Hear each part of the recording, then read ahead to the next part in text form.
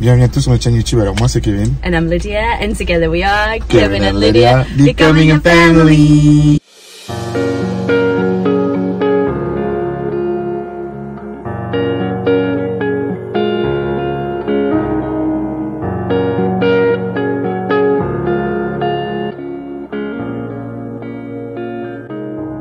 Bienvenue à tous dans cette nouvelle vidéo. Aujourd'hui, je voulais parler de ce fameux mot, le divorce. Divorce. Est-ce que vous avez déjà sorti ce mot dans votre relation, dans votre mariage? Est-ce que vous avez déjà menacé votre mari? On va parler pour nous. Je vais demander à Lydia. Est-ce que tu as déjà menacé ton mari de divorce? Si oui, quand? Ou est-ce que ton mari t'a déjà menacé de divorce? Honnêtement, moi je ne crois que je t'ai jamais menacé avec le mot divorce. En mode, oh bah Kevin, tu sais, si tu ne fais pas ça, là, on peut toujours se divorcer. Je crois que je t'ai jamais fait ça. C'est vrai que moi je lui dis, c'était plutôt toi. Okay, le premier, non, tu as dit, ou est-ce que c'était ton mari? Moi je lui dis, c'est plutôt toi qui as jeté ce mot dans les conversations, mais première année de mariage. La première année de mariage, c'était pour moi, je dirais, l'année la plus compliquée. Et c'est vrai qu'au début, c'est genre, je vais pas te mentir, ça diffère de left and right, comme on dit, tu vois. Et genre, en fait, c'est le fait de se dire, t'es une personne qui vient changer des habitudes. Et moi, je disais à Lydia, genre, me prends pas pour acquis. C'est pas genre, c'était plus dans le délire de me prends pas pour acquis parce que tu sais, nous, les chrétiens, nous, on divorce pas. C'est pas genre en mode, je disais juste en mode, crois pas parce que on est chrétiens qu'on on peut pas divorcer. Les chrétiens divorcent aussi, tu vois. Donc, c'est vrai que moi, c'est que la première année, j'étais juste en mode à Lydia. Parce que j'ai vrai qu'en fait, l'ajustement de passer de 1 à 2 habitants ensemble, c'est vrai qu'elle avait aménagé chez moi à New York. Enfin, chez nous, mais j'avais aménagé avant elle. Du coup, je me disais, c'était en mode, et c'était en mode coup de pression. Mais j'avoue que c'est pas bien. Moi, on a vite compris que le divorce, c'est pas une option dans tous les cas. Et que c'était pas une menace que tu sors dans les disputes.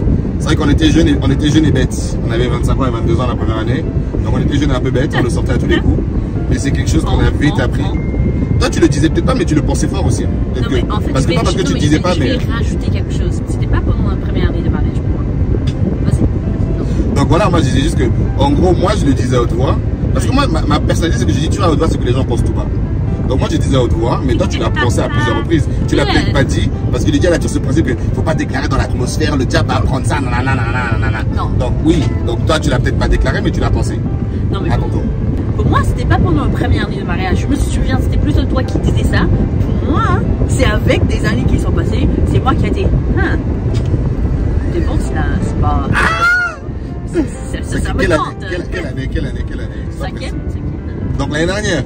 T'as voulu me divorcer l'année dernière, là c'est un scoop là. En fait pour moi, c'est un scoop, TMZ. C'est pour moi, c'est toujours normalement après les accouchements. Quand mes hormones sont toujours. Là je suis. Quand tu es folle là. Quand je regarde un cible, je dis mon mari. Ah bah oui, je suis la cible facile vu que je suis la seule personne dans ta vie. Hein? Mais si tu tires. Non, je voulais pas dire ça comme ça. Pourquoi tu as cette année là? Non, c'est pas ça. C'est que vu que je suis la seule personne devant toi que tu vois à part tes enfants, oui, moi je suis c'est plus facile de m'attaquer. Si je te sors de ma vie, ça va aller mieux. C'est les mensonges de l'ennemi. Bien sûr. Après la seconde après, elle m'écrit désolé mon chéri, les émotions. Parce qu'en fait, un side note, l'ennemi, il peut pas savoir ce que tu es en train de penser. Il connaît pas tes pensées. Donc, il va tout faire pour que tu les déclares, pour que tu le dises avec ta bouche. Donc, en fait, moi, c'était pas quelque chose que je viens avec Kevin et je dis Kevin, je crois qu'il faut qu'on se divorce.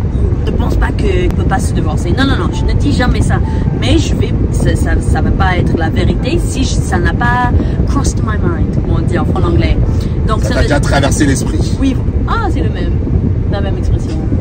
Voilà. Mais je sais très bien, c'est les mensonges de l'ennemi. Ouais. Parce que moi, je crois que ce que Dieu a réuni, et moi, je crois que Dieu nous a réunis, personne ne peut séparer. C'est la Bible qui le dit. En fait, l'amour, c'est un choix. Souvent, on dit aux gens, c'est que les papillons que tu auras au début de honeymoon face is cute, mais ça va vite partir. Pardon, le mariage, c'est le travail. C'est pas dire qu'on s'aime pas, mais tu décides d'aimer la personne. Parce qu'en fait, dans la Bible, il n'y a pas beaucoup d'options pour le divorce. Pardon, il faut dire les choses. Il n'y a pas beaucoup d'options pour le divorce. Donc nous, on n'est pas dans ces options-là. Donc dans tous les cas, en fait, on travaille. C'est pour ça qu'il y a plein de relations, quand par exemple les gens ne sont pas mariés, ils partent parce qu'ils disent, oh j'ai vu ça de telle personne, je pars. C'est ça que moi je sais, comme ça que Dieu l'a dit, attendez de vivre ensemble avant d'être mariés, attendez le mariage pour avoir les rapports sexuels, tout ça. Parce que quand tu n'as pas tout ça là, tu n'as pas la sécurité du mariage, le covenant, le mariage c'est un covenant, c'est une couverture spirituelle, c'est un accord devant Dieu. Quand tu n'es pas sous ça, bah tu pars en fait.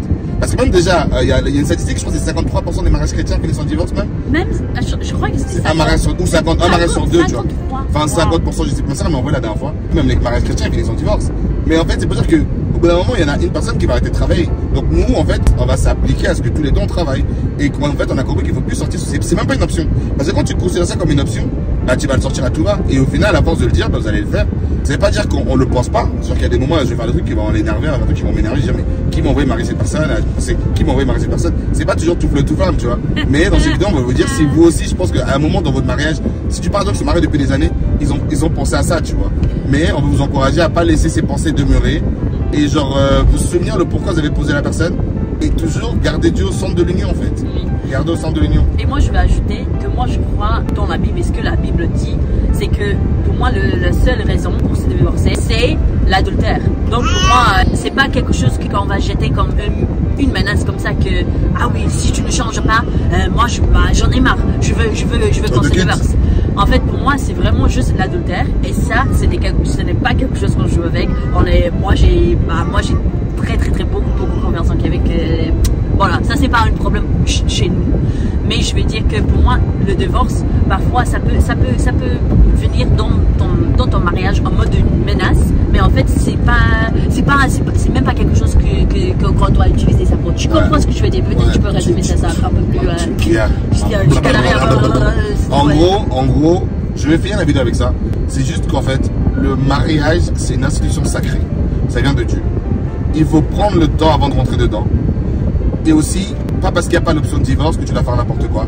Prends pas ton mari ou ta femme pour acquis. Et genre, pas se dire, oh, Lydia va pas me divorcer donc je fais ce que je veux. Non. Travailler à satisfaire les besoins mutuels. Et au quotidien, demander à Dieu de vous aider. Et cultiver, travailler cette relation-là. Il y a des moments, pendant toute relation, c'est un peu plus bas, c'est un peu plus loin. C'est la vie c'est ça, tu vois. Donc voilà, on va vous arrêter avec là. Mais dites-nous en commentaire si vous avez déjà balancé ça dans votre mariage pour menacer votre mari. Ou aux femmes, pardon. Et on se voit dans la prochaine vidéo. Dites-nous en commentaire.